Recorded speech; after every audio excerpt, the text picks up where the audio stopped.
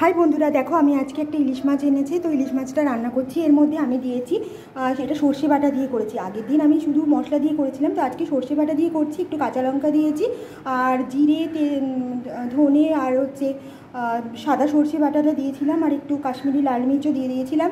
তার সঙ্গে দিয়েছি একটা তেজপাতা, 3-4টে কাঁচা লঙ্কা আর একটু নুন হলুদ মিশিয়ে দিয়েছিলাম। করে ভালো করে মেখে নিয়েছি।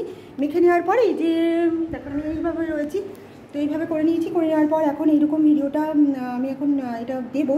তো কীভাবে দেবো দেখো, আমি একটু দেখিয়ে দিচ্ছি তোমাদের। তো তোমাদের দেখিয়ে দিচ্ছি আমি কীভাবে করছি, একটু দেখিয়ে দিচ্ছি। এই যে জলটা আমি গরম হতে দিয়ে দিয়েছি।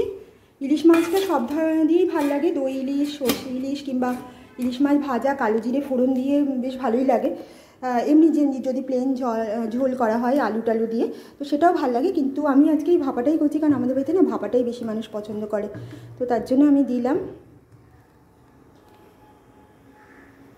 তো এই যে দিয়ে দিয়েছি। তো এই যে দিয়েছি এবং ভাপাটা দিয়ে দিলাম। তো দেখো আমি যেভাবে করছি তোমরা আশা করি এইভাবেই করবে, কারণ এইভাবে করলে ইলিশ মাছটা খেতে ভালো লাগে। আর আমরা সব আমাদের বাড়িতে এরকমটাই বেশি পছন্দ করে মানুষ, এইভাবেই আমাদের বাড়ির লোকেরা এইভাবেই খেতে পছন্দ করে। আর এমনিতেও ইলিশ মাছের অন্যান্য প্রিপারেশনও ভালো লাগে, যেমন দই ইলিশ বা কালো জিরে ফোড়ন দিয়ে আলু দিয়ে যেরকম করে ইলিশ মাছ ভাজা বা ইলিশ মাছ ভাজা, ইলিশ মাছের তেল দিয়ে, এগুলো খুব ভালো লাগে। কিন্তু এইটা বেসিক্যালি এই জিনিসটা বেশি ভালো লাগে। তো সর্ষে ইলিশ, তো আমি আজকে করছি সর্ষে ইলিশ।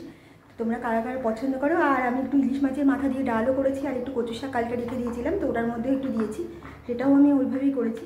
তো যাই হোক, তোমরা ওইভাবে করো। আর শুনেছি শ্রাবণ মাসে একটু তো ইলিশ মাছ খেতে, শ্রাবণ মাস বলে না, এখন তো সারা বছর ইলিশ মাছ পাওয়া যায়, কিন্তু এখন যেহেতু সিজনাল ইলিশ, তো একটু তো খেতেই হবে। তো আমি এইভাবে করলাম এবং প্রায় রোজই দেখছি ইলিশ মাছের প্রিপারেশন করতে হচ্ছে, কিন্তু খারাপ লাগছে না। ইলিশ মাছে খুব একটা অরুচি লাগে না, আমার বেশ ভালোই লাগে। ঠিক আছে, তো আমি এখন এটা দিয়ে দিয়েছি। এই যে তো এটা হচ্ছে। আচ্ছা, হয়ে যাওয়ার পর মাছটা আসলে কীরকম হলো পুরোটা দিয়ে আমি একটা ভিডিও করব, তখন দেখো আমি দেখাবো যে আসলে মাছটা কীরকম হয়েছে।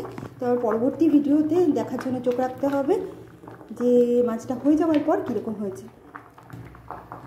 তো ততক্ষণের জন্য তোমাদের সবার থেকে আবার পরবর্তী ভিডিওতে দেখা হবে। সবাই ভালো থাকো, সুস্থ থাকো, আর অবশ্যই মাছ খেতে থাকো, ইলিশ মাছ।